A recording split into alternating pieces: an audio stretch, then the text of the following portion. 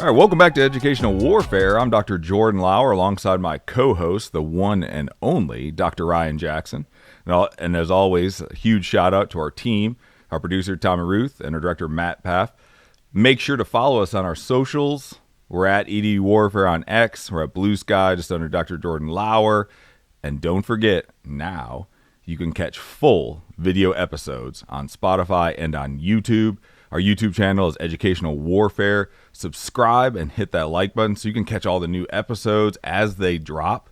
And you can always email the show and your thoughts, strategies, comments at educationalwarfare.pod@gmail.com. Ryan, what are we talking about today? Hey, man, this one's very timely. And this one really speaks to me, this particular topic. We are getting into the second semester slump. I know you're a uber nerd, man. You love Lord of the Rings. You know, to me, this is analogous, that march to Mordor, man. Right. I'm talking about that third quarter of the school year. Christmas break is over. Spring break, dude, is on the distant horizon. You can't even see it. Is it a mirage? Friends, we're talking about the second semester slump. It's very timely.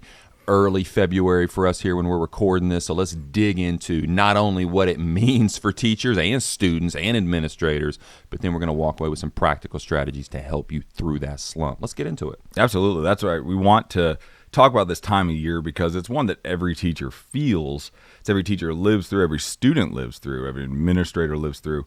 And it's tough because it's something you really can't identify. That road through February, March, and April even can feel like the ultimate battle for survival. You don't even know exactly how things are going to go. And we got strategies for y'all, like Dr. Jackson said. This is like the march to Mordor. You know, you're sitting there, you know you have a goal, you know where you're going, but it seems so far away that you're just like, I'm not going to make it. There's no immediate gratification in the third quarter, man. Right, yeah. And you're like, I am not, you think about those movies, like I said, we're big nerds. We're here at a beautiful comic book shop at Cadet Toys and Comics, and we're just surrounded by all this. I was just thinking, like, it is so much like the March to Mordor because every teacher kind of feels the same thing. The Hobbits, that movie, the main characters feel that, like, I'm not a giant warrior. I don't have a cool sword. I can't get through this. Like, how am I going to make it through this? Self-doubt. Right. I'm just a normal guy. Can I make it all the way there? Right. Like, there's lava shooting out of that. That's the end goal. Can I get there? So we're going to talk about that March to Mordor and just help you get through the rest of the school year and make it and make that final goal. That way you can end the year and feel great. So let's get to it. Let's do it. So let's first talk about what is the second semester slump. Most teachers know that, they feel it, but some may not. Some just kind of been feeling it, but haven't defined it. People who aren't teachers really might be like, what are y'all talking about? Like, you've been in school since August, so you should be used to this. Well, the second semester slump is that mid-year burnout, when the excitement of the new school year is gone. Summer break is still so far away, like you said. It's like, I know it's out there. It's on my calendar, but I got to flip some pages to even see that big exclamation point of the last day of school. And why does it happen? Okay. So a couple of reasons. Let's break down why this happens. Because again, to the average person, we've been in there in August, so you should think you're in a routine. Like, normally the middle of the thing is like when you're starting to feel comfortable, but teaching's a little different because of different factors. So some of those factors, just routine fatigue, right? That cycle that we talk about that a lot of people really lock into is like, okay, now I'm comfortable with what I'm doing. For teachers and students, you feel stuck. When you're first getting into the school year, there's that random amount of excitement, that adrenaline, right? Man. The first days of school. I think you could even say first week, if not certainly the first month. I always think of that in terms of the 2 A's. So a school year has 2 months that begin with A. August and April. And they're both pretty great. Right. August, filled with adrenaline. School starting, Absolutely. Back to school clothes, fresh fits, haven't seen you in forever. Right. I want to try new things. Let's get into it. April bookends it. Man, flowers are starting to bloom. Right. Graduation's on the horizon. It's springtime. Boom, boom. Both of them good. pretty exciting months in a school year. Everything in between, it's kind of what we're building towards right now. It's the path, yeah. And in that, like, that cycle gets sucked into, there's this lack of novelty, right? So that excitement, the new fit you're talking about, you've now seen all your friends. You've now the students are settled into like who they are, where they are. And teachers, to get that buy-in, you kind of start doing things like, all right, we're going to do this today because, students, they work better when they have a routine. right? So like this day we're doing this, and you change it up, of course, but you still kind of have that basic thing. And so that lack of novelty, they start getting it, right? It's now like, okay, so we just finished this last unit, so now we're going to do this because that's how we start units. And so it starts to feel like a little bit of a mundane, trudge. Yeah. a slog. Yes, it's just like, okay, well, this is what we're doing. Again. And I've always wondered, man, the second quarter, now, of course, this episode we're talking about the third quarter, second semester slump, but the second quarter, which is essentially your Thanksgiving and Christmas break quarter. To me, that ends up being the biggest gift and curse. It's the shortest quarter of the school year. Right. It's filled with novelty. Oh, you got multiple week-long breaks in there. Of course, the excitement of Thanksgiving, the excitement of Christmas, New Year's, all of that's on the horizon. So, that's just a quarter you rock and roll through, man, right? You come back from break after that second quarter novelty filled and man, you're hit with the drudgery of routine. There's no breaks on the horizon, which I think, man, and I can be pushed here, is why teachers especially go nuts about snow days. Yeah. Because when do snow days primarily come, man? In the third quarter, if they do or if they don't. And if they don't come, oh, bro. It's your only hope. Yes, dude. Man, did you just quote Luke Skywalker, man? It's man. It's hey. or Leia, you know. Come on, snow days. You're our only hope for sanity, which is ultimately what we're talking about. So when teachers are really clamoring for those snow days, I think this is some insight right here. Man, what they're really speaking to is what's happening to them during this second semester slump. Yeah, it's a way to, because you don't have those exciting things. You think of even, the fall is just, the way we've set up our American culture, the fall really is kind of exciting. It's where it's football. Like you said, we build it, there's football. I mean, you think of a high school, right? You got the football team, okay? That football team, if it's good or bad, there's excitement every Friday. Sometimes there's pep rallies to break stuff up. Yeah, there's homecoming. You got the team, the school buzzing if it's good. And then you have some, basketball's kind of starting near that, so you got that to parlay into. And it mimics almost like our, American thing with sports. Like right now, my wife and I, we are struggling because in the fall, it's like, okay, we have Monday night football. Then we have Thursday night football. Then we have Friday, Saturday college football. Then there's Sunday football, right? So much football. In the early fall, you got some baseball mixed in there. Right now, I was like, it was Saturday the other day. We're just sitting there. I was like, what do we do? Is there anything on? She's like, no. Because you that's where you hang out with friends in football. School's a lot the same way. You have all that stuff like you mentioned to build up to, and then it's just kind of after Christmas break, you get back and it's like, okay, we're here. There's some basketball games that even that winds up. I would love to hear from any administrator worth their salt, high school administrator. Let me clarify. Right. It has been my experience. If your football team is doing well, your entire first semester goes smoothly. Oh my goodness, man. It is really that binary, man. We're doing well. Man, that first semester was a breeze. Awesome. Flew by. Versus we're struggling, and I've been in those situations, man, where you've already lost in the first quarter. Yep. I mean, it's a trudge. But when it's going well, it's almost, dude, like that first semester is just a week long. So you have excitement. You have the players. Yes. They don't want to get in trouble, so they're kind of... The community's excited. Right. I mean, things are just going to fall your way because we love football and it's going well. Right. Oh, man, I would love to hear from people on that if that's been your experience as a high school administrator. Absolutely. And then also, like you said, the snow day thing. Part of that, too, is you just got this winter weather. Like, it's just a natural thing, too. It's cold. Okay. It's dark. I mean, a lot of us, we get up, we go to work in the dark. Yeah. We've talked about in our first few episodes, we were talking about exhaustion, the burnout. A lot of teachers, yes, we get done at 3, right? Our students are gone. But unless you have to go pick up kids, most teachers are working at school past that. Oh, yeah. And so a lot of times we go to work in the dark and we leave in the dark. And I just want to paint that picture. My wife, who, like you, is a high school teacher here in the same county, and they just had coming home this past week. Getting ready for that. She's staying multiple nights, doing the hallways, the dress-up days. She did the talent show, Masked Singer thing on Friday during the sophomore slump. Right. Now, it's supposed to be kind of energizing. Right. But what we're realizing is Nah, man. You've got to then put in that much energy. Same kind of energy you would have injected into August, September, October. Right. You're now trying to apply that in late January when you walk outside and it's blistering cold. That just does something to your motivation, does it not? Well, seasonal depression is real. It's real, you know, man. People, it's not only that you're just going to work in the dark and it's cold, like you said.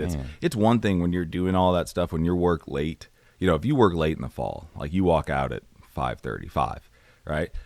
And it's still sunny or somewhat sunny, and there's just a nice warm breeze. You're like, oh man, I can still get home and grill out the porch, grill out if I want to. Yeah, you text the wife or your husband. Let me grab some brats on the way home. Right? Yeah, she texts you like, hey, let's grill some burgers. Right. Cool. No one's grabbing brats on the way home. No, now you January. walk out. It's 5:00. It's 22 degrees. Right. It's dark, and you're like cursing the weather. Yeah, and you're already and like, you left your scarf at home. yeah, or your jacket somewhere for 2 weeks.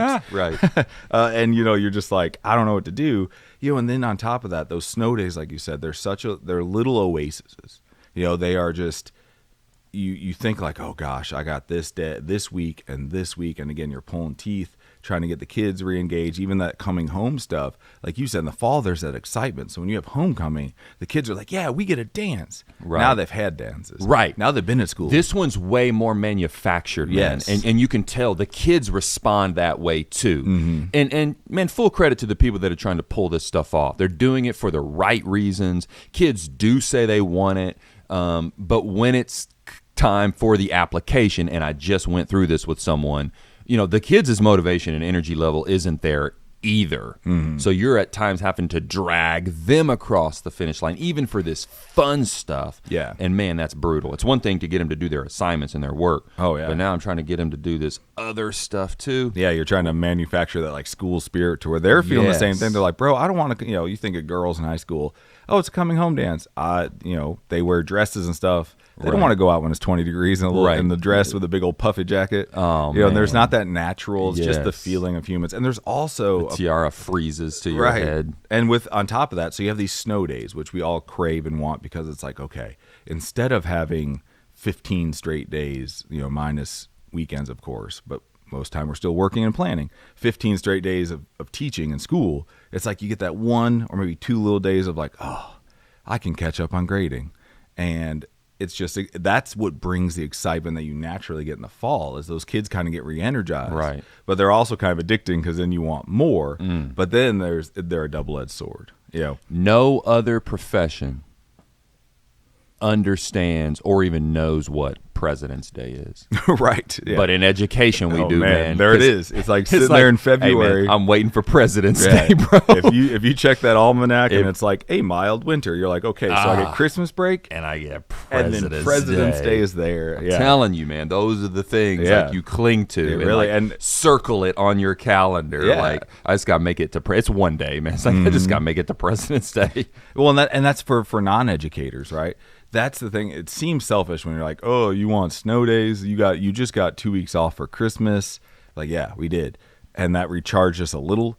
But then you get back and those snow days, again, we don't get PTO. You take a sick day, which you have to accrue. So like those are kind of like PTO days for us, where for every other profession, we're like, I just need a day. We can't do that. We take one of our sick days accrued, and especially for, female teachers, their sick days when you have children. If you're a male teacher and you have a wild day of children, a lot, we build up a lot of days, right? But female teachers, they have to take a lot of days when they have babies. Yeah. Yeah. And all of a sudden those days get less and less. So it's not like, I'll just take a day, because you're counting like, I got 3. I got to build those so I don't have to take anything else. So snow days like, woohoo, a little day with the family. Yeah, that's right. A little day with the kids. But they're a double-edged sword, because on top of that, now in the second semester, you get that testing pressure. Not only is the summer coming. That's right. But our standardized tests are coming. And now, depending how you paced it, all this time we've missed now, now I got to catch up. That becomes a real thing. There's not only a pressure of this mundane, like kind of pattern, but it's I gotta press because Yeah. I gotta get to this point so that these kids know what the second half of the test is. You know, and that's a lot because you're feeling these dual feelings, and I think that's a lot of it's an emotional buildup. Man, I want a day off. And it really gets into like therapy stuff, Right? Man. Like as a teacher, okay, hey, you have to give yourself permission to feel okay with being like disgruntled or tired or unmotivated. Like give yourself that permission. That's very normal. That's entropy. You know, you've got to do that.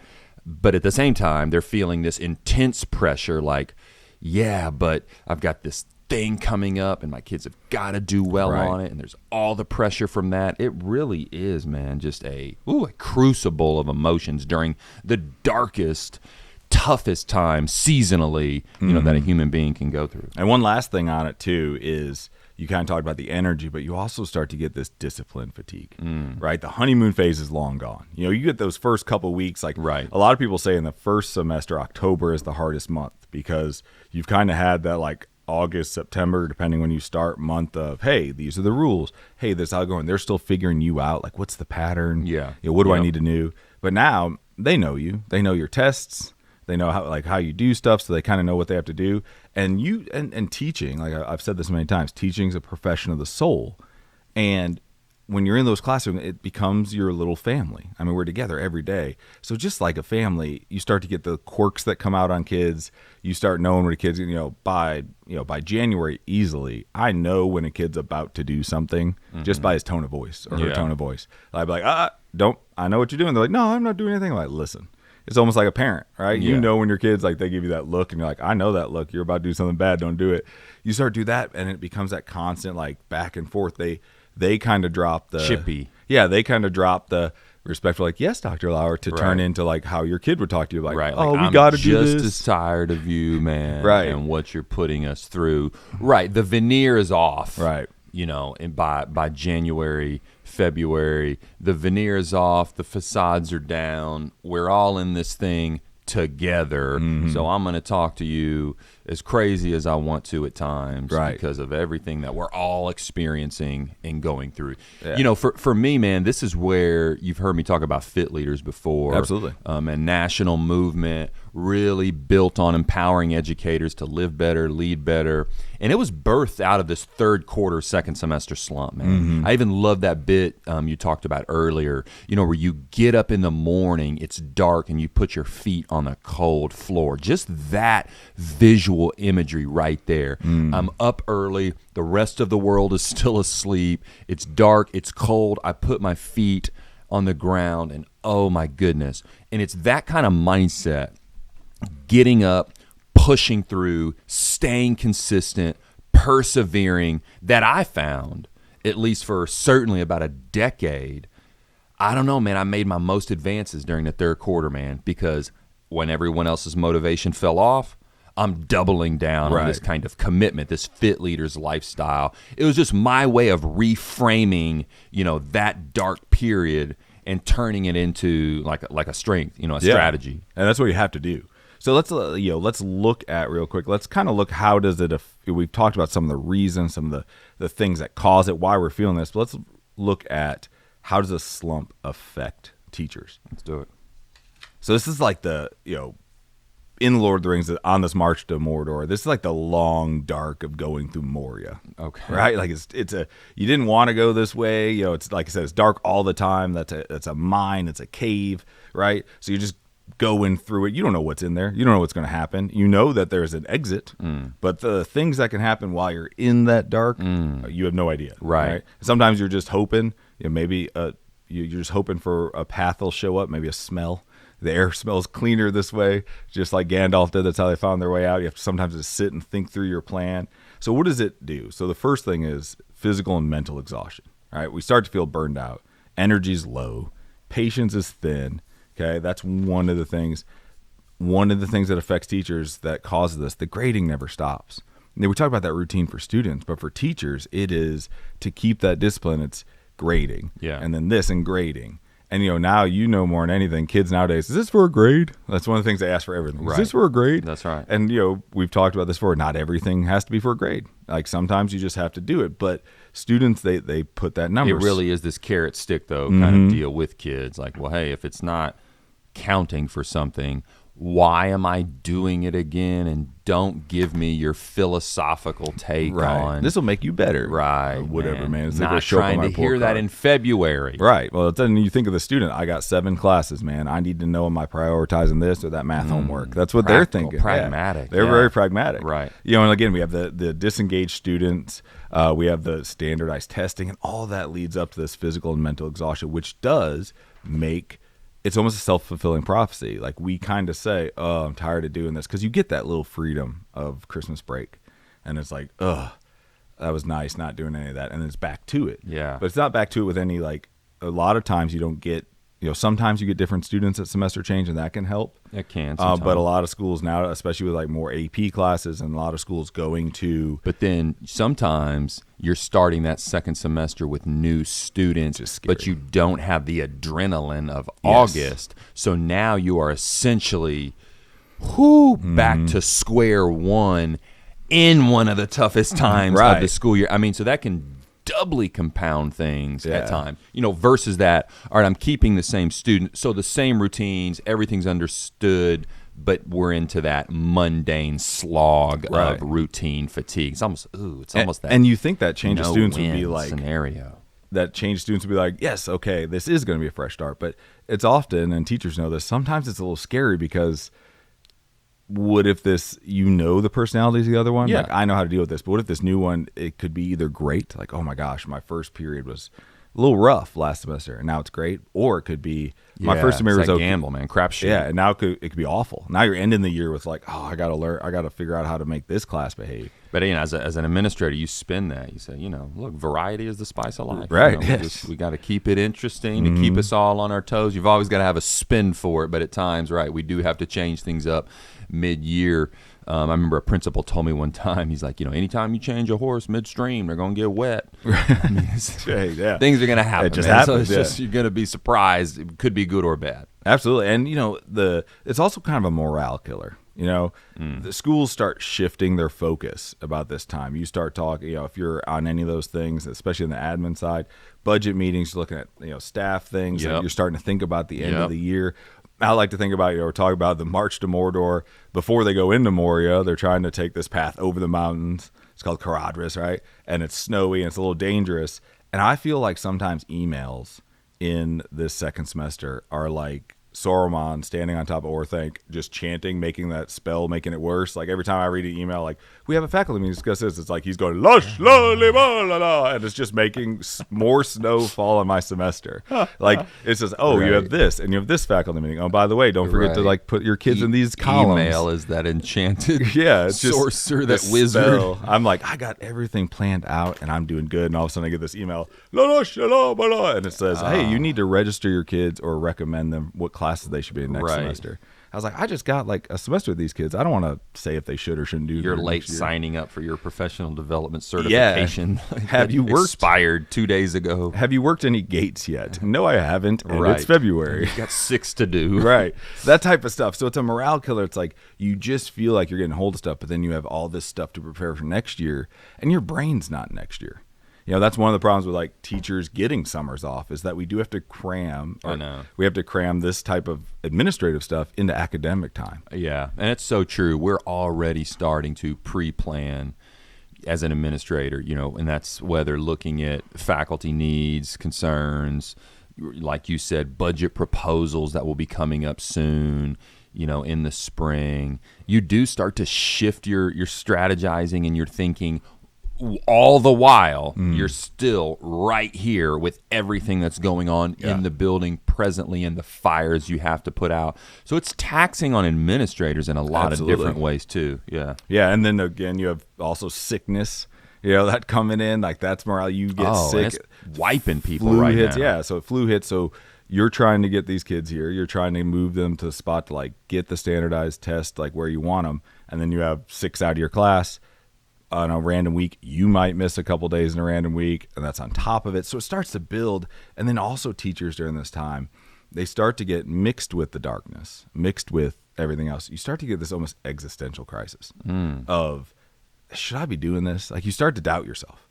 Like in the fall, everybody starts with the pacing guide. For those who aren't teachers, we kind of try to plan out where we're going to be so we can get to April. Everybody's at the starting line. Yeah. And then depending where you are, you either go really fast or sometimes you drag a little bit. And then by mid-January, oh gosh, I need to speed it up. And that starts, but then sickness and then snow days, which are great, but then for that, they're bad. And that like looming deadline of the test and not wanting to be a failure, like have your kids show like, oh, they didn't do as well as I thought. That's on me.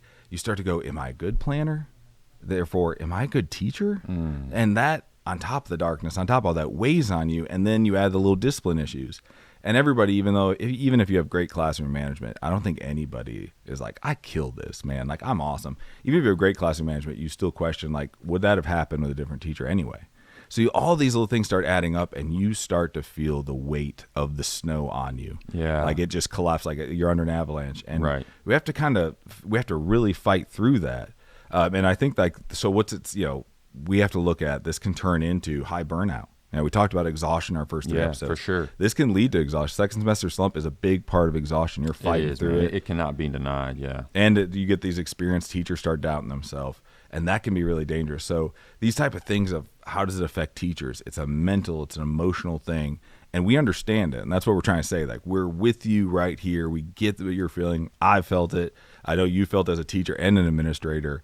So I think that's an important thing to really talk about and just get out in the open. That way we can just say, hey, I do feel this. And it's speaking to that point right there, it reminds me of, if you've ever heard of the Stocksdale paradox, and this is named after Admiral James Stocksdale, who's a former POW, prisoner of war during Vietnam.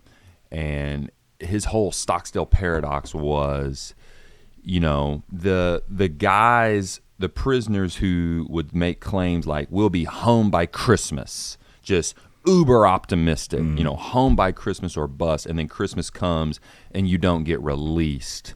Those guys would soon after fall off the wagon pretty hard. Yeah. Versus a little more temperamental stance, which is you have to remain perpetually optimistic and have faith that things are going to work out while simultaneously understanding where you are in the present and your current situation. And it's this commitment to both. Yeah.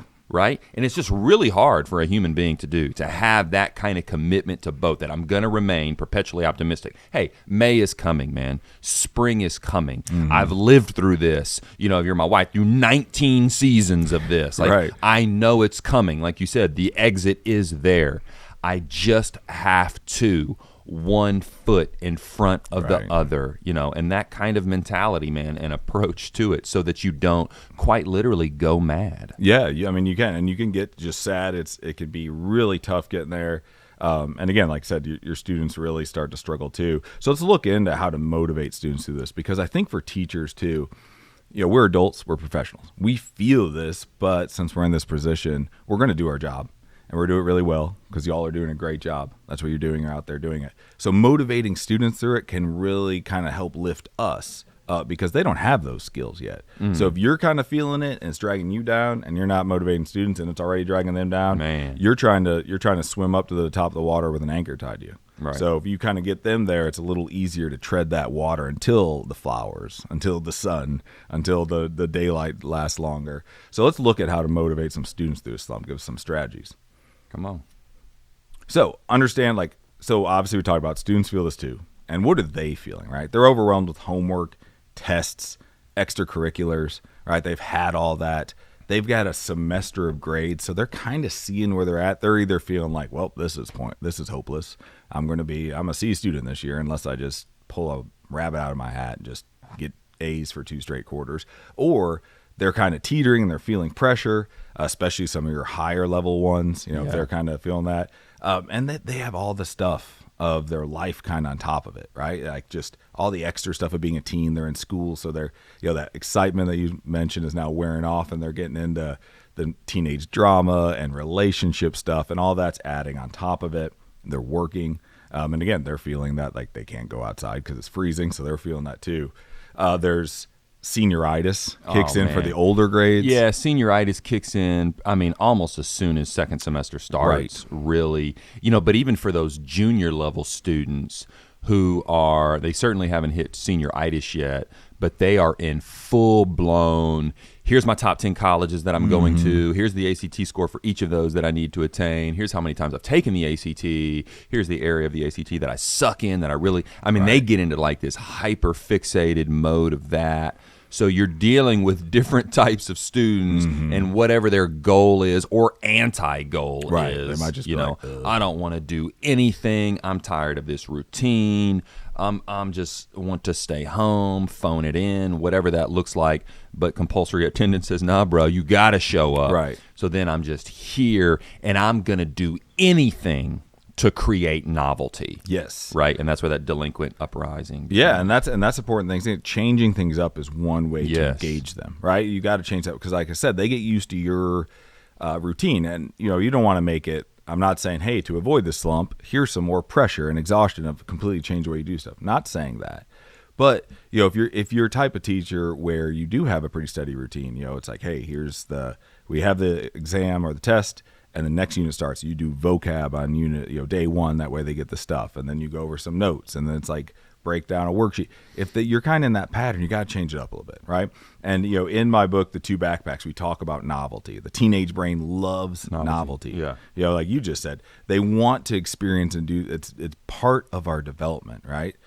As I talk about that and talk about teenage brain development, what they need. That's why they try to do different things, and they go do. Sometimes we think crazy things because it's different. Their brain's figuring out what they like, what their values that we have instilled, but how the things they're doing kind of reflect off their values. So exciting new things lets them test out kind of who they are. So it's not just, this is not doing vocab. It's also like there's a subconscious thing in them happening of, do I like this? Do I like this type of activity for the way I learn? Yeah. And so it's not even like, it's different, so I'll do something different. It's also they get a little excited of, oh my gosh, this is different. Am I going to like this? And if they do like it, there's that dopamine dump of like their brain trains them to be like, oh, I do kind of like this. And that kind of brings a natural buy-in. And you raise an interesting point there, and certainly use a word that I'm fascinated with perpetually by, dopamine. And that is, young people coming into this situation. Of course, we've addressed phone use, especially through our exhaustion, episodes. But young people are getting so much trash dopamine constantly, just frying their dopamine receptors. They constantly need that bump, as you said, or dopamine dump. Right. That it almost is either an expectation, like we need to be doing something different in here to keep my attention, or B, if we continue doing the slog of the mundane and everyday thing, I'm going to create my own, which is either I'm just more distracted here, or you've taken this from me and I'm just going to commit to uprising now in the classroom. Yeah. I've just seen that play out, man, and that's so true. Yeah, they will search for, and again, we see it as defiance, right? But it's really like in that novelty searching, it's kind of searching who they are. So if they're not offered a type of novelty, like you said, they'll make it in the terms of something different in the classroom. So that's when you get those behavioral things. So like, I'm tired of doing this, so I'm going to talk to this person. I'm going to do this. Yeah. And then as a teacher, if you're really rigid, you're like, what are you doing? And now it's defiance, but it's really they're seeking that. But you said something earlier too, man. I don't think it should be lost, in that you're not asking teachers to be everyday entertainers, to put on your performance hat. Right. However, prevention is the best medicine. Right. So if we know that the third quarter, second semester slump is coming annually, it just behooves us to prepare in advance to have either those PBL style projects, right? Or novelty based lessons that we can, interject here and there to spice things up. But preventatively having those prepared instead of trying to come up with these things, on the fly can, just save you a ton of mental exhaustion, fatigue, just all of that jazz, man, we've talked about. Yeah, and it's for, that type of thing for, thing that we can help students with, like you just said, is preparing for it. Understand we don't want to like, again, hey, you got to completely redo your second semester. If you're a teacher who gets a new class at that semester, you're going to get that little bit of kind of, we got to learn this teacher and stuff. And so your second half of your second semester, right? You're basically your end of third quarter, fourth, you can do this. But if you're a teacher who switches or has the same class, what you can do is your students now know you know their discipline. So first thing when you get in there, set your expectations again, right after Christmas, like, hey, these are the rules. I know you've been here, but I'm just saying it again. But then what you can do, one thing to help the students do this and give that novelty without making a bunch of work is you can kind of keep your similar routine, but start giving them choices. Yeah. A choice board. Autonomy. Right. Like, students have like interactive notebooks are a thing I use in my AP Euro classroom. So they have like a big old binder, notebook at the end of the year. Instead of restudying everything, they can just flip through the work they've done. Nice. But so what I start doing is in the beginning of the year, when it was very much like, hey, this is what you're going to do on this page and this page. Now I start saying, hey, here's the info that you're putting on this page. On your creation page, pick one of these 5 things. It's still getting what I want. They're working with the material, but now they chose it. I'm going to draw a comic book strip. Still working with them. I'm going to draw a graphic organizer. It's not me telling them now. They chose. You ever heard of that book called Drive by Daniel Pink? Yes. Yeah. It's a great book, man, and it really dovetails into what you're talking about. Those 3 keys to motivation. Autonomy is number 1, especially for teens. Purpose and mastery, but autonomy, man, just our ability to choose, especially for young people, man. Give them some choice. Well, and that's what they want. Like that is why they start to, kind of push away. I heard something yesterday. It was kind of heartbreaking as a parent, and not to depress anybody, but like by the time when your kid turns 18, you've already spent 92% of the time you're going to spend with them. Dang. It's kind of crazy. But I also, and my wife heard that too, and she got all sad. She was like, oh my gosh, because our kids, our oldest is 16. So we're getting there. Right. But I was like, that's also good because that's what they're supposed to do. They're supposed to kind of like become their own people. And then you get to see them be their own people, and you're like, enjoy that. Like they're good. Students are the same way. They want even the teacher as loco parentis, right? Yeah. As a parent in waiting while you're there. And loco parentis. Yeah. As you're that all the time. Yeah. They literally start to want to push away from you. So if you're given those choices, instead of pushing away from you with your discipline or your classroom stuff, they start to have that. So they're not going to push in that way. They're going to like want those choices. So you kind of make a mini version of that, of them in their own growth. Even though you're giving them the 5 options, they still think they're picking it. Yeah. So you're like, oh my gosh, you picked a comic book strip. You can say that, they're like, yeah, I did. And they talk to you and they feel good. So that's a way to motivate them through it. Like you said, project-based learning, real world connections. Start to make them feel like what you're doing. You can do that guest speaker, virtual field trips, like some hand-on projects. And again, I know this becomes tough because there's also the countdown to testing. Like this is a time where sometimes you want to do a really cool project, but it's like, I can't take a week to do this, because that's a week I get further in my content. So it is tough to balance. And that's why we're trying to, that exhaustion, don't let it hit you now. Try to plan. Like maybe you can hit some of those other stuff and make a project week as you pace this out. Yeah. We're currently doing some work with a school and partnering them with a regional hospital, so we're connecting kids now through this virtual platform that's real efficient and scalable. And I only add that piece because it's allowing us to connect more kids to more professionals. But what we're hearing from the kids is like, yeah, we want more of that. Like, how often can I hear from an MD? How often can I hear from a nurse on exactly what it is I'm doing? So breaking up this second semester slump with this kind of novelty that has real world applications is proving for this particular host of class, which is Health Occupational Students of America, to be just the thing in February that's like getting them excited. So any way, man, you can break through that monotony, the mundane.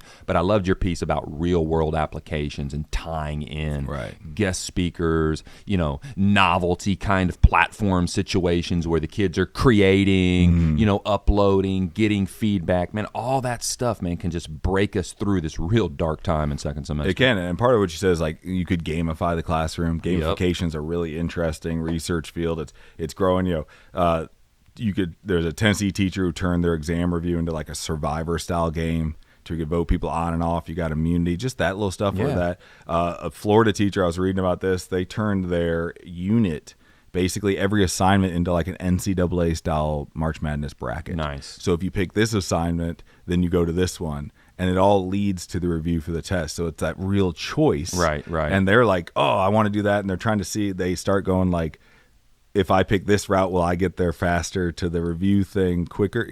And is it safe to say now, like when I hear you say that at first, I would jump to that teacher that's like, man, I don't think like that. I don't do that. I don't have time to do that. Is it safe to say now, with the explosion of AI, OpenAI, ChatGPT, that there's almost no excuse? Yeah, I mean, you can get a lot of aids with that. I mean, it's a lot of people. Certainly just idea generation. Right. Yeah. I mean, and that's the thing I think with AI, and we'll probably talk about this. We'll go into a little more, probably do a whole AI episode because I think it's something that we definitely need to touch on because it's like part of education now. But a lot of people see it and they're like, oh, it's just for kids use it for cheating. They can, right? And we're getting ways to do that. We're becoming smart in that. But for teachers, like you said, if you have a system like that, and I've talked about an AI system, magicschool.ai, which really, it does a lot of that stuff for you. You can put in a reading, like let's say you have a textbook thing, you can plop that in there and it'll break it down on different lexile levels, like read it for kids who can't read it. It'll break it down that. It'll make questions out of it. So instead of you sitting there and reading it and then thinking of like, I need 6 multiple choice questions just to make sure they read this. Right. And then thinking about how do my lower levels, and they need 6 questions they can do. It does it for you, that type of stuff. Or literally just typing in, hey, I'm covering. You can go to ChatGPT and go, hey, I'm covering. Man, kind of. Yes, back to my point, man. Why wouldn't you? Wouldn't we be doing right? that? You can go into ChatGPT and go, I'm covering imperialism in Europe. I need a game for that, and it'll give you like 7 options, and it's not making it for you. It's just kind of doing a little bit of the thinking, and it's taking that pressure off. Yeah, and that makes I mean, again, adds to the mental fatigue. Yes, anything we can do to cut down on that mental fatigue, certainly during the second semester slump. It just seems like we'd be like, I'm all for it. I'm up to hearing more about it. Right. And I think, and I'm with you. A lot of teachers would be like, I am not a gamify type person. Like that type of survivor thing scares the crap out of me. What? Well, like that does the work for you. And remember, we often think as teachers that when we try something new, oh, it's going to fail. What is your definition of failure? Because it may fail in the fact of if you set, we all know if you set clear expectations for behavior, those are guardrails that are up. So what's the failure going to be? They're still going to be working with the content. So is the failure this big end goal that you created, and therefore if they don't hit that, it's a failure? Or is it just that you're uncomfortable? Because if they're working with the material, if it's you set up like behavior guidelines, like, hey, we're working in these groups, don't be running around. They don't know all that. That's standard discipline.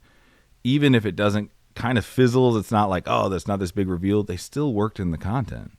They still did something. So it's not really a failure. And I think what you're speaking to, man, is certainly the time of year. Again, we're talking the second semester slump here.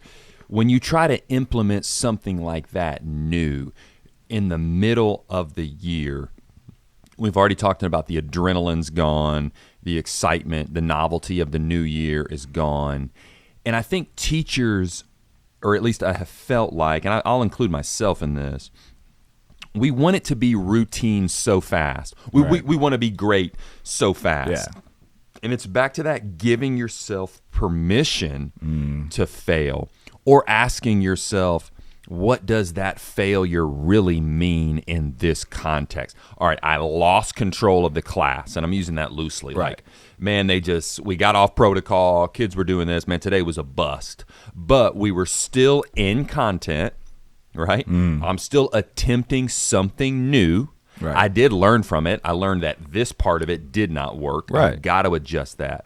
So I think we have to give ourselves that permission to fail, but it's also understanding and appreciating it. We're doing this at a time of year where the honeymoon phase is over. When you're trying to implement something new and the honeymoon phase is still kind of going on, it's like, well, we're working out the kinks. Right. I'm getting this hey, all. I'm getting it all figured out. Yeah. But in January, February, you're like, I should be more together than this. Yeah. But I am trying something new, but that shouldn't matter because I'm, so it's just back to that self-doubt piece. And man, you see how this turns into like it's just a churning maelstrom of doubt, basically. Yeah, man. Of exhaustion, doubt, all the things we've talked about. We have to give ourselves that grace.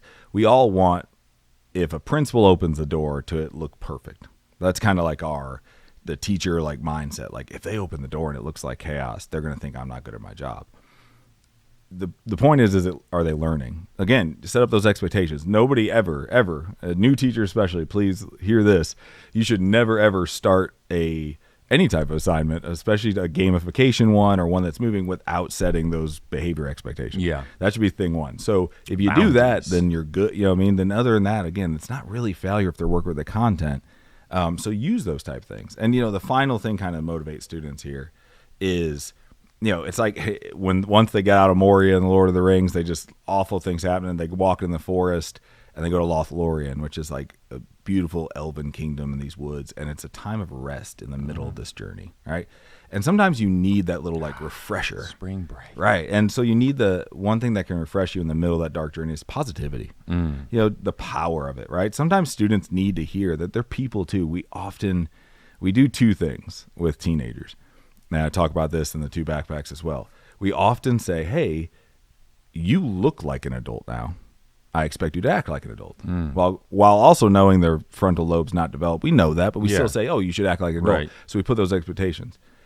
But then we also, at the same time, don't treat them like adults in certain things. Like, don't think they need certain things that we are, like the stuff we're talking about, we've talked about they're feeling it. So sometimes they need to hear, hey, I see you. Yeah. I know you're tired. I know you have 7 other classes. Right. And I know that sometimes your grade in that other class may make you that feel stuff my is stuff's powerful, not man. Yeah. And we can take it for granted as adults. It's just and I can fall victim, man, of getting into this. Oh, I don't want the rose-colored glasses. I don't want your Pollyanna. I don't want your toxic positivity. Right. I've got to safeguard against that. But, man, one thing I do respect and appreciate, man, is the brain, and this idea that it is hard, if not next to impossible, to be both anxious and grateful at the same time. I've always loved that framework. Yeah, absolutely. If you can keep yourself in this state of gratitude, I get to do this. I'm waking up today. Right. Man, I feel okay. Just keeping yourself in whatever state of gratitude it is, your anxiety levels and I think if we can also help impart that onto kids through a kind word, through a compliment, through just, positively exuberant behavior in the classroom, man, it just goes a long way, man. Yeah, in a dark time. And just telling them, telling them we got this. Sometimes, especially I teach advanced placement classes. So the college level classes, it's tough, right? It's not just a history class to where they're like, oh, we're learning about this. We're going to take a test, couple worksheets, boom. It's writing. Like they have to write every test. They have to do an essay, like long for 2 different types to prepare for the test. It can be a sludge. And I always say, like, hey, I know this is stressful. I'm not going to let you fail. Like we got this. So if you don't do well in this, I'm going to walk you through it. Are you Sam in that? I've been Master Frodo. I feel I'll put you on my back, I'll carry son. you, man. Like, yeah, Mordor's right there. I'm supposed to just be a gardener, but I'll get you to Mordor. Right. And it's sometimes in those tests and stuff, they can be like Gollum. They're just sitting there like, my precious. Yeah, and right. just making us like freaked out. But the positivity and building those relationships, if they know, and kids, one part of their brain that's developed super quickly is because it's overdeveloped, right? Their amygdala, the area of emotion. That's why they get so angry or so like rageful quick, because they're in that emotion. They don't have as developed frontal lobe. So where we go anger, logic, anger, or however we react emotionally, they go like anger, logic, back to anger. There's not much to get there. It's like a blip. Yeah, so that's why when they feel, they can tell authenticity way quicker than adults can. They can sense it in you, what you're saying. So if they know you're fake, they're also like, nope, you're not getting me. Like their brain tells that. We kind of lose that because we logic out. I love hearing it through that explanation. Yeah. I always felt like I had great relationships with students. And connected in that way. And man, if that's true, and I'm taking it at face value, that their authenticity radar just off the is chart. just in tune, man, at this stage in their life, and they're like, you know what? Yeah, that dude's real. I believe you, and that's the thing. I always try to remind myself. I tell my students this. I tell myself that as a teacher, always try to be nice, but never fail to be kind. So I'll try to be. I'm never be nice to you. I'm never going to be a jerk as a teacher, as somebody in a hallway, but I'll do what I need to do. But even what you're doing to me, even if you're disrupting my class, I'm going to get you aligned, but I'm never going to fail to be kind to you. Yeah. And what you need. And a lot of people like kind of think nice and kind are the same thing. They're not. Nice is like, hey, could you stop doing that, buddy? No, if you're doing something wrong, I'm going to get on you. I always loved the velvet hammer analogy. Yeah, that's awesome. Yeah. And certainly when I was principal and trying to keep my physique up to a certain standard, and live this kind of Thor persona. Right. So Thor wields Mjolnir, this worthy hammer that you have to hold, but it's a velvet hammer. Yeah. I mean, it's like, hey man, it's going to be kind. But this hammer's hard. It can still do stuff. That'd be like a cool, bizarro Thor in the next movie. Yeah, so the building positivity, being strong with them is important. So that's how you can motivate students. But I was thinking about this and just kind of take a little break from the talk. I was thinking about the second semester slump, kind of like being the March of Mordor, like we talked about, where it's hard, it's long, you're not sure if you're going to make it. A lot of people are relying on you. Right. And it's like a lot of pressure. So I was like, man, I need like a sweet Lord of the Rings poster either in my classroom or my cabin. That's kind of like the man cave type area. So I popped over to our friends at popcatalog.com and boom, I found this beauty it's beautiful. It's from like, that's Gollum kind of sitting there. You see Frodo. It's a gorgeous poster. And they have everything from VHS tapes that you can collect, video games, collectibles, and more. Man, look at that atmosphere in that. I know, it's beautiful. The shading, everything. That's a gorgeous poster. So if you anything you want like that, pop over to popcatalog.com, elevate your collection. So with that, I was kind of thinking of our popcatalog.com pop quiz, right? So this one's a little bit, I'm kind of merging these two subjects. So the journey can feel like an epic trek through Middle Earth. Teachers and students are pushing forward despite exhaustion, dwindling morale, and looming challenges ahead. Right. In The Lord of the Rings, Frodo and Sam face a similar struggle as they march towards Mount Doom. So here's my question for you. Which of the following kind of best represents a march to Mordor for educators in the second semester? Okay. All right. So is it A, the first week back from winter break when you're optimistic but realize students have forgotten everything that you worked so hard in the first semester? Is it B, February and March, where energy is low, standardized testing is approaching, and it feels like summer will never arrive? Is it C, the last week of school, when the finish line is in sight, but paperwork, grading, and behavior management becomes like just overwhelming? Okay. Or is it D, the faculty meeting where admin introduces a brand new curriculum change in April? So which one do you got?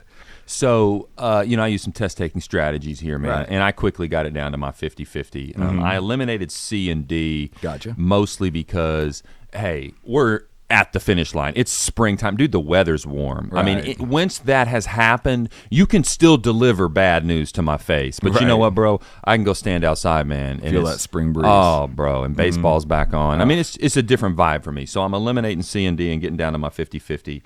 And I still think with A, you've got still some remnants from Christmas break. New Year just happened. I might even still be in my New Year, new me mode.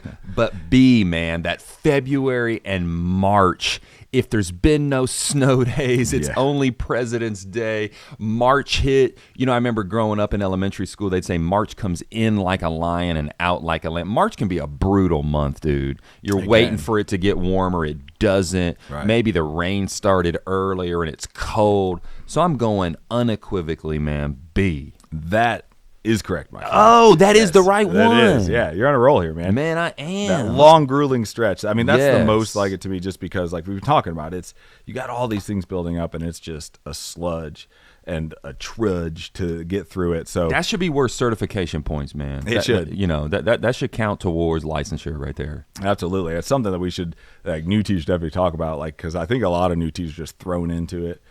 So that's just kind of connecting those two, with that beautiful poster just kind of inspired me. So thanks to our friends at popcatalog.com. Like I said, go there, check it out, check everything you need.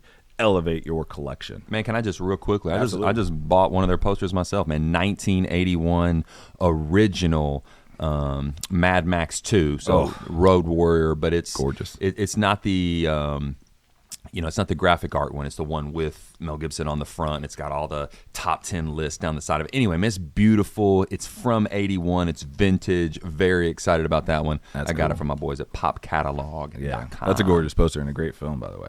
Oh, I love that movie. So let's give a little right now. Let's transition to what can we do. Let's have a little call to action. Let's survive the march. Let's actually do this. Let's throw the ring, the fires of Mount Doom. So, all right. So let's break this down. A couple different categories of how we survive this. First off, for teachers, okay.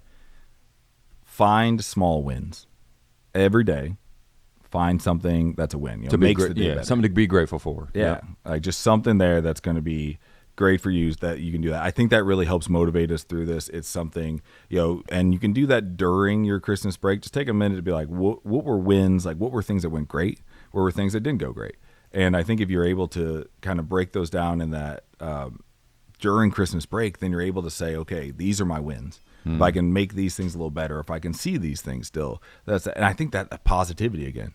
Like, you got to stay positive, just like you said. But you're like quantifying positivity. Yeah, now. like just make it explicit, man. Make it visible. Yeah, like let yourself see. T-chart it if you have to. Yeah. Like, no, these are things that, man, these were wins that I may have not thought of or considered at the time, but now looking back, that's a win. Yeah. You know, even to your point about emails and the evil wizard who's dumping the snow on you via email. Look, I didn't get any emails today. Yeah, that's a win. That's a win. Yeah. Come on. Or I'm on top of it. Or I'm on top of the that. emails. Yeah. Or I didn't get an email from admin. I mean, whatever it is. You know, or I got a great email today from a parent, you know, or just something like that. Yeah, I think that's good. And, you know, those small wins. And also, if you want to just to kind of help out your students who we just talked about are going through this, don't forget to share small wins with those parents and with the students. No doubt. You know, like if you got a kid, even if they went up a couple points last test, you know, before break was. You know, one of the coolest ways to make yourself feel better, ironically, is contact a parent on a Friday and give a kid, like, their flowers. Yeah. I mean, you know you've made that kid's weekend, right? Right. You know you made the parent feel great. And then at home, man, you're riding, like, off into the sunset on a Friday afternoon, like, you know. Yeah, well, you might come back Monday, say, you know, if your teacher kind of disconnects, which is totally cool, and you don't look at your school email at all at the weekend, that's great. Like, nothing wrong with that at all. You might come in from a return email that with parent. a gift. Yeah, a gift, or that parent's like, thank you so much, you know, and parents oftentimes will share stories you had no idea about. Like, you know what, we've been going through a tough time. Right. This happened, and that just lifted us all up, and all you did was say, Jimmy did great and is growing, and I can't, you know, his test last time was this, it's now this. He's really focusing.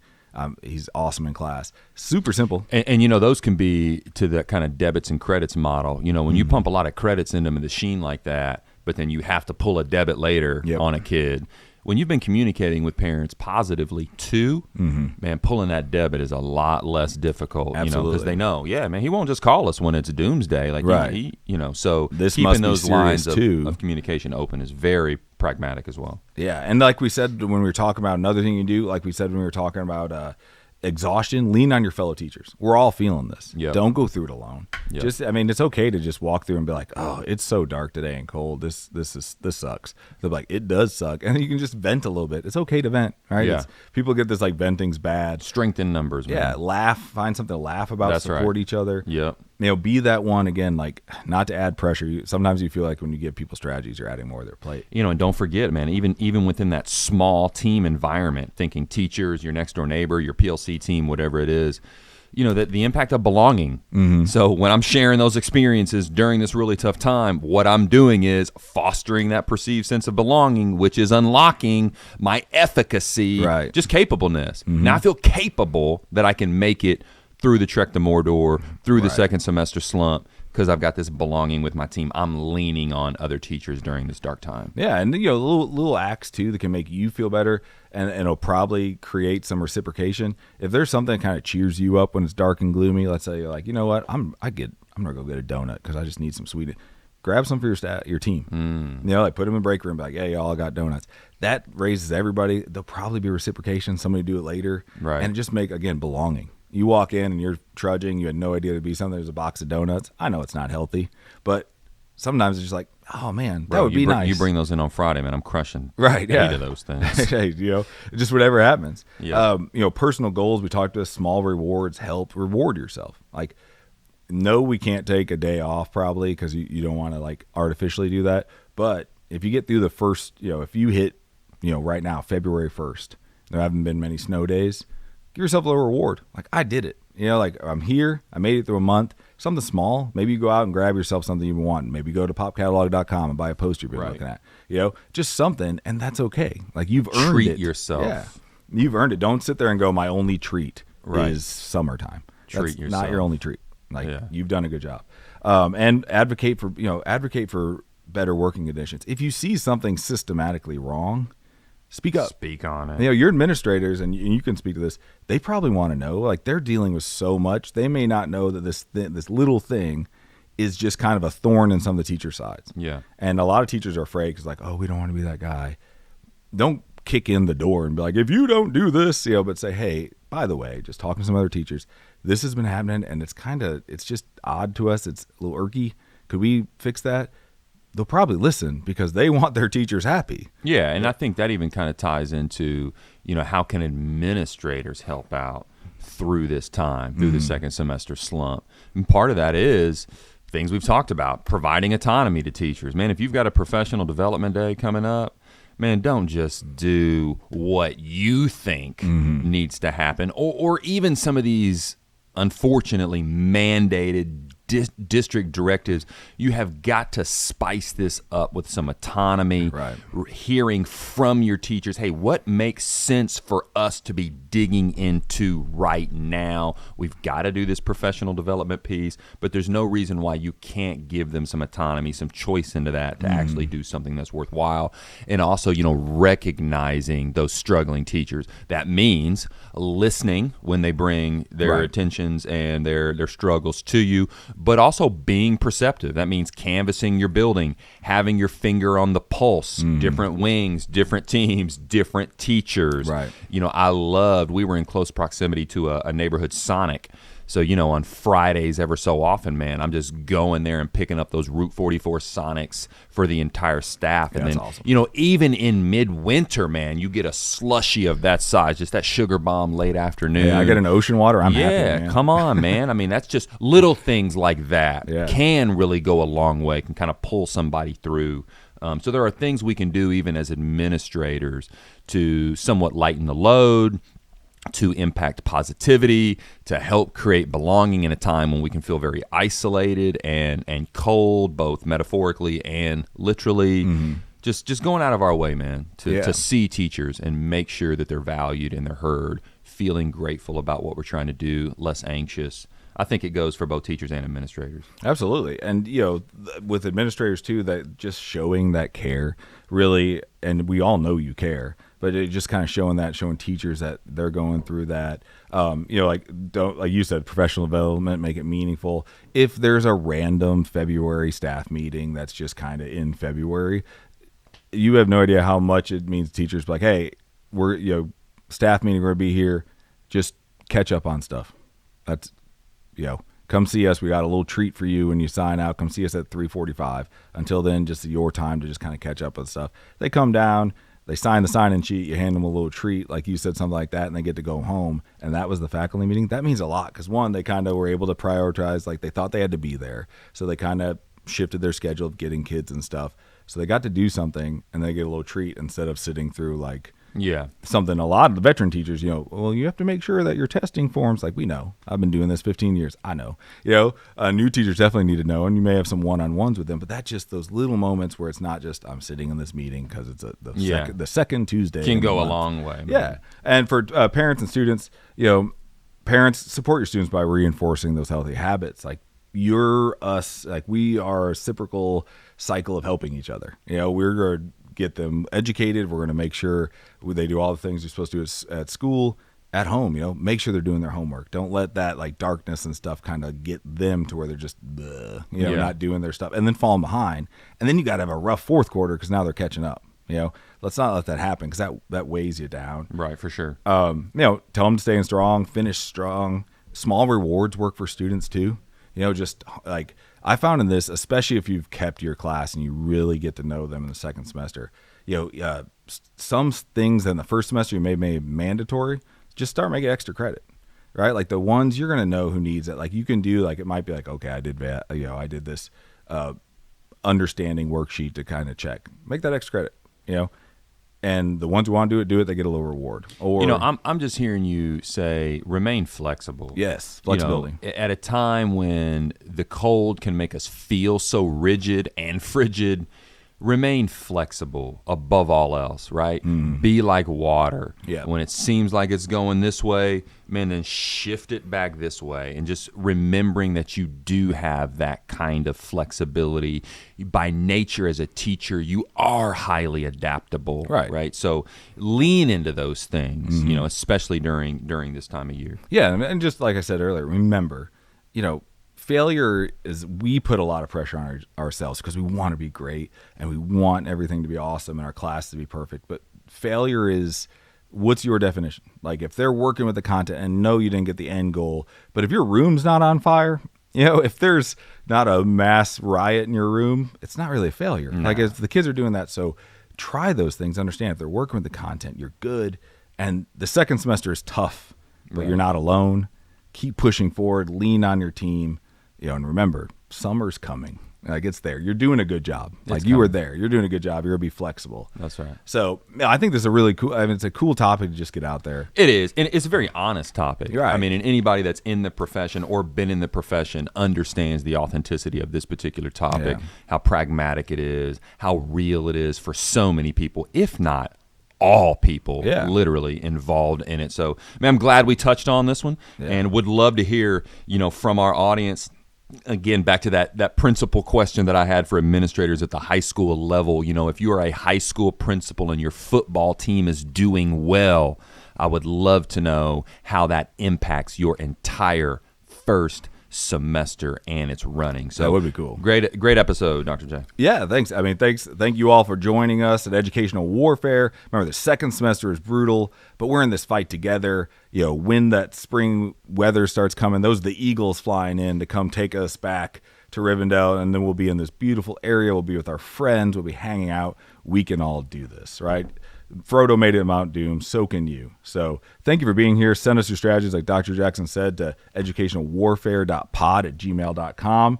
And follow us at EDU Warfare on X. Follow the YouTube channel at Educational Warfare.